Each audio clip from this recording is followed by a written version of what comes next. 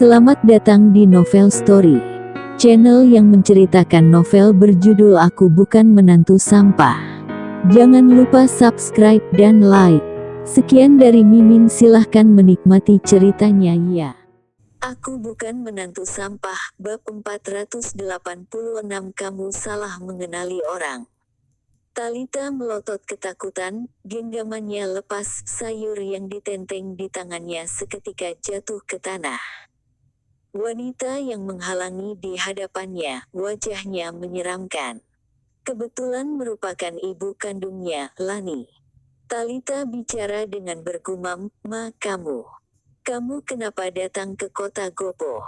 Lani langsung menahan Talita, berteriak dengan kencang, "Talita, kakakmu masih antara hidup dan mati di kamar pasien, kamu malah ikut Rocky lari ke kota Gopo.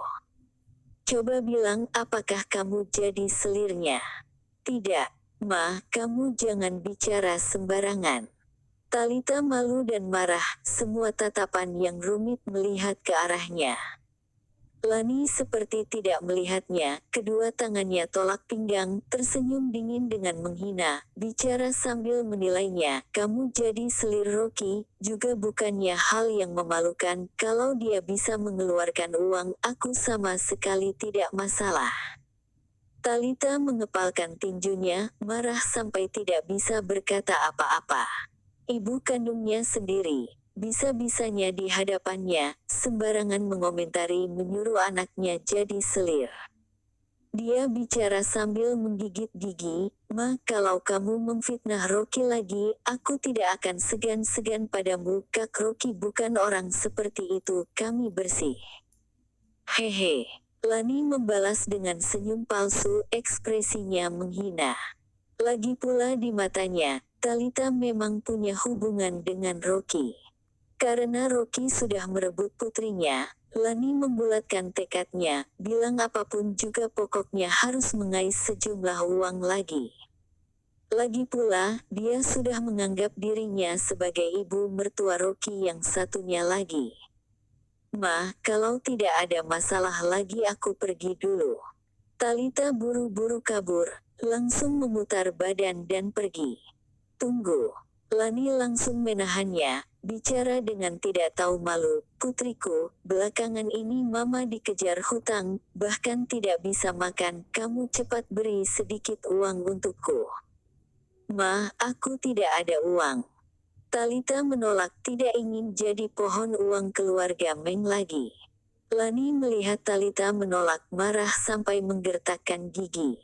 Dia memutar bola matanya, tiba-tiba, Brooke langsung berlutut di tanah, memeluk kaki Talita sambil merengek.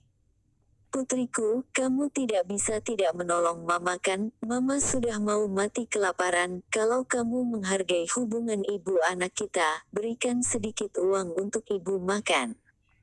"Ma, kamu bangun dulu." Talita terkejut, langsung bergerak mundur. Tapi Lani memeluk kakinya dengan erat, tidak membiarkannya bangun. Orang yang berkumpul di sekitar semakin banyak, tidak sedikit orang yang menyalahkannya. Cekak putri ini benar-benar tidak berbakti, ibu kandungnya pun diperlakukan begini. Iya, ibu kandungnya sudah tidak punya uang, sebagai putri dia makan minum enak, malah masih tidak kasih uang. Bahkan ibu kandungnya sendiri tidak mau dikenali, orang apa sih ini? Talita seketika sangat marah, dia benar-benar kehabisan ide, dan kasihan melihat Lani yang menangis dan berlutut di lantai tidak tahan untuk melunakkan hati, berkata, "Ma, kamu bangun dulu, aku berikan uang padamu." "Putriku, Mama bisa makan kenyang atau tidak, harus mengandalkanmu." Hati Lani seketika senang, langsung bangun dengan pura-pura kasihan. Talita mengambil sebuah kartu bank dan mengopernya, berkata, "Di dalam kartu ini ada 100 juta lebih, semuanya uang yang aku tabung, kamu ambil pakai dulu saja." Lani begitu mendengar hanya 100 juta, seketika tidak senang. "Sedikit uang ini mana cukup." Talita bicara dengan pasrah, "Ma, sekarang aku masih belum kerja, kamu pakai dulu, kalau tidak cukup nanti baru bicarakan lagi." 100 juta ini, dari yang dia lihat sudah cukup untuk Lani pakai sebulan. Melihat Talita benar-benar tidak bisa mengeluarkan uang, Lani baru memasukkan kartunya ke kantong.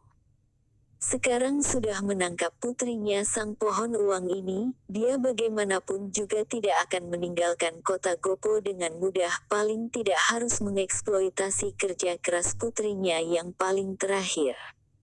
Sudah melepaskan Lani dengan susah payah, Talita kembali ke villa dengan berat hati. Hatinya kacau sekarang, bagaimanapun juga tidak menyangka Lani ternyata terus menghantui, mengejar sampai ke kota Gopo. Talita tidak ingin memberitahu hal ini pada Rocky, supaya tidak menambah masalah untuknya. Di saat ini, dari dalam rumah terdengar suara makian Jenny. "Talita, kamu pergi kemana? Menyuruhmu menyikat kaos kakiku, kok kamu masih belum cuci?" Talita langsung menjawab, "Segera," langsung lari masuk ke rumah. Bangunan pabrik obat yang lama sudah dirobohkan tidak sedikit, sedang buru-buru membangun pabrik obat yang baru. Sekarang Broto juga datang sendiri kemari dari kota Babel, bertanggung jawab atas konstruksi bangunan pabrik obat baru. Rocky menetap satu sore di tempat konstruksi, lalu menyusun acara makan malam penyambutan, makan bersama Broto baru kembali ke villa. Saat kembali ke villa, sudah malam hari jam 10 lebih. Rocky bawa arak sedang ingin kembali ke kamar untuk istirahat, tiba-tiba dari lubang pintu, di dalam kamar tampaknya hanya ada istrinya seorang. Dilihat dari lubang pintu, istrinya sedang membelakanginya, membungkuk dan melipat pakaian di kasur.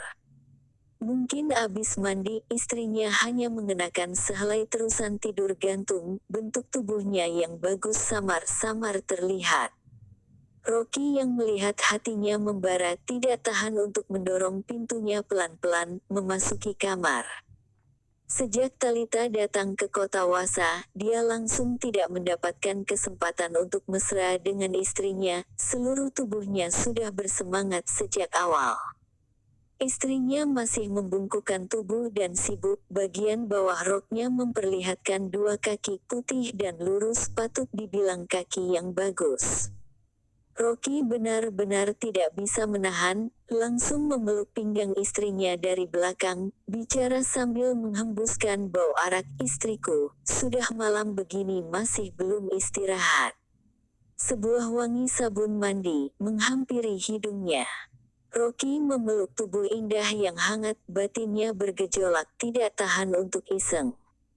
Sudah lama tidak memeluk istrinya, perasaan yang familiar ini langsung membuat orang tidak tahan. Tapi, dia merasakan dengan jelas tubuh indah istrinya kaku, lalu terdiam. Rocky menempelkan kepalanya di bagian leher istrinya, sambil menghirup aromanya, sambil berkata, "Istriku, kamu gugup apa?" Tidak. Suara yang dikeluarkan perempuan sangat lemah, terdapat sedikit kepanikan. Rocky tertawa, melihat istrinya di antara rambutnya yang hitam pekan, memperlihatkan leher putih seperti giok, tidak tahan untuk menundukkan kepala dan menciumnya, berkata, "Istriku, kita kapan membuat orang?" Perempuan itu tambah panik dan melawan secara insting. Rocky meminjam kekuatan arak, langsung mengangkat rok tidur istrinya, menepuk dengan tenaga, bicara sambil tersenyum, "Kenapa aku baru pergi ke kota Wasa kamu sudah jadi begini pemalu?" Kulit istrinya licin disentuh, lembut dan halus, tidak perlu bilang seberapa enaknya dipegang. Rocky tambah tidak ingin lepas tangan, meminjam kekuatan arak, dia mendekati wajah istrinya yang merona. Di saat ini, dia tiba-tiba merasa ada yang tidak beres. Tubuh istrinya jelas-jelas lebih montok, tapi wanita yang dia peluk ini, malah agak kurus, terlebih bagian pinggangnya seperti lebih kecil, seperti pohon willow. Di saat ini, Rocky mendengar suara Talita yang malu. "Kak Rocky, kamu salah mengenali orang." "Apa?" Energi Rocky seketika menghilang setengah, langsung melepaskan tangan dengan canggung. Wanita yang membelakanginya memutar badan, rupanya benaran Talita. Terima kasih telah menonton, jangan lupa like, komen dan subscribe ya teman-teman agar saya semangat melanjutkan novel ini. Jika ada yang kurang baik silahkan komen di bawah agar saya memperbaikinya.